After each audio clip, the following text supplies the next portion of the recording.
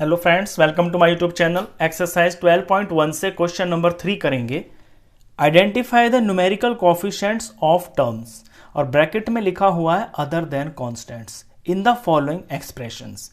ये जो एक्सप्रेशंस आपको दे रखी हैं, इनमें आपको टर्म्स का न्यूमेरिकल कोफिशिएंट निकालना है अदर देन कांस्टेंट्स। जो कांस्टेंट्स होते हैं यानी जो अकेले नंबर लिखे होते हैं, जैसे कि यहाँ पे ये 1 है, इसमें कोई वेरिएबल नहीं है ना, तो इससे आपको कोई मतलब नहीं है, इसको आप भूल जाइए।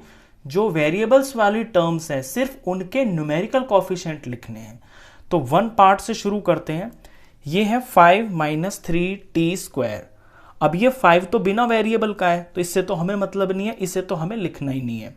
हमें लिखना है वो टर्म जिसके अंदर वेरिएबल है। तो ये जो आगे की टर्म है -3t², इसके अंदर वेरिएबल है, तो इससे हमारा काम है। अब इसके अंदर न्यूमेरिकल कोफिशिएंट लिखना है। न्यूमेरिकल कोफिशिएंट का मतलब होता है जो वेरिएबल से आगे नंबर लिखा होता है उसे हम न्यूमेरिकल कोफिशिएंट बोलते हैं। तो इसका न्यूमेरिकल कोफिशिएंट हो गया है -3, क्योंकि इसके अंदर -3 मल्टीप्लाई में t² के। ये इसका आंसर हुआ।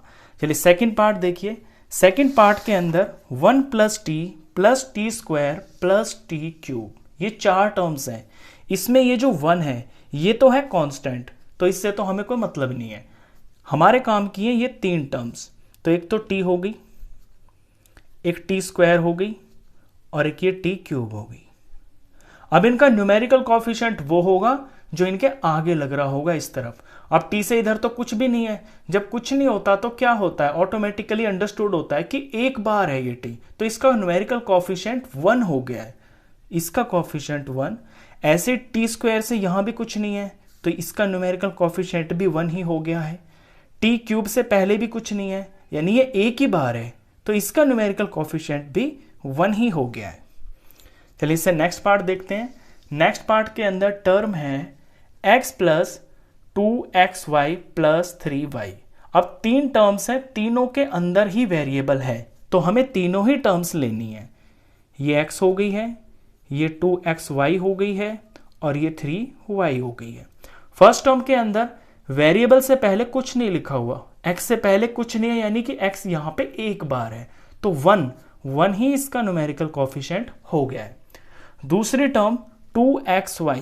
अब xy तो वेरिएबल है और इनसे पहले क्या लिखा हुआ है 2, तो 2 इसका न्यूमेरिकल कोफिशिएंट हो गया। 3y, y से पहले 3 है, तो 3 इसका न्यूमेरिकल कोफिशिएंट हो गया। फोर्थ पार्ट पे चलते हैं।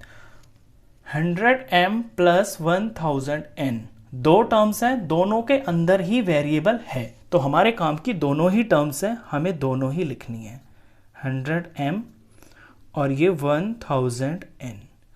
अब फर्स्ट टर्म में देखें, m वेरिएबल है, वेरिएबल से आगे जो है 100 लिखा हुआ है, तो ये इसका न्यूमेरिकल कोफिशिएंट है 100। n वेरिएबल है दूसरी टर्म में, n से पहले 1000 लिखा हुआ है, तो इसका ये न्यूमेरिकल कोफिशिएंट है। फिफ्थ पार्ट देखिए। -p² q², ये एक टर्म हो गई, +7pq, ये दूसरी टर्म हो गई। दोनों टर्म्स के अंदर वेरिएबल है, यहाँ p² q² है, यहाँ pq है, तो हमारे काम की दोनों ही टर्म्स है, हमें दोनों ही लिखनी है। -p² और ये q² हो गया, और ये है 7pq। अब न्यूमेरिकल कोफिशिएंट देखें अगर हम फर्स्ट टर्म का, तो यहां पे p² q² से पहले सिर्फ माइनस लिखा हुआ है। अब जब नंबर तो कुछ है ही नहीं, जब कुछ नंबर नहीं होता तो 1 होता है, और वो भी नेगेटिव में है, माइनस में, तो इसका न्यूमेरिकल कोफिशिएंट -1 हो गया है। अगली टर्म में pq वेरिएबल्स हैं, इनसे पहले 7 लिखा हुआ है, तो इसका न्यूमेरिकल कोफिशिएंट 7 हो गया। चलिए इससे नेक्स्ट पार्ट देखते हैं। Sixth part 1.2a + 0.8b। तो ये a वेरिएबल है, ये b वेरिएबल है, हमारे काम की दोनों ही टर्म्स हैं, तो दोनों ही हमको लिखनी है। 1.2a 0.8b। फर्स्ट टर्म में a वेरिएबल है और इससे आगे 1.2 लिखा है, तो इसका न्यूमेरिकल कोफिशिएंट 1.2 हो गया। सेकंड टर्म में b वेरिएबल है, इससे पहले 0.8 लिखा हुआ है, तो इसका न्यूमेरिकल कोफिशिएंट 0.8 हो गया। नेक्स्ट टर्म देखें। नेक्स्ट एक्सप्रेशन 3.14 आर का स्क्वायर। अब यहाँ एक ही टर्म है ये, और ये आर वेरिएबल है, तो ये टर्म हमारे काम की है क्योंकि हमें वही टर्म्स लेनी है जिनके अंदर कोई वेरिएबल होगा। तो ये तो हो गई है टर्म।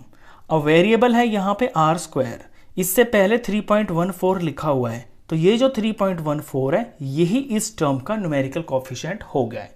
अगली टर्म देखिए, अगली एक्सप्रेशन 2 ब्रैकेट में लेंथ प्लस ब्रेड्थ। अब यहाँ पे 2 बाहर लिखा हुआ है और लेंथ प्लस ब्रेड्थ ब्रैकेट के अंदर लिखी हुई है, यानी ये जो टर्म्स है ना ये अलग अलग नहीं हो रखी है, तो पहले इन्हें हम अलग कर लेते हैं। 2 की मल्टीप्लाई L से होगी तो 2L हो गया, प्लस का प्लस 2 की मल्टीप्लाई B से होगी तो ये 2B हो गया। अब ये 2 टर्म्स हो गई हैं, दोनों के अंदर वेरिएबल है, इसमें L है इसमें B है, तो हमें दोनों ही लेनी है। ये 2L हुई, ये 2B हुई। फर्स्ट टर्म में L वेरिएबल है और इससे पहले 2 लिखा हुआ है, तो इस टर्म का न्यूमेरिकल कोफिशिएंट 2 हो गया।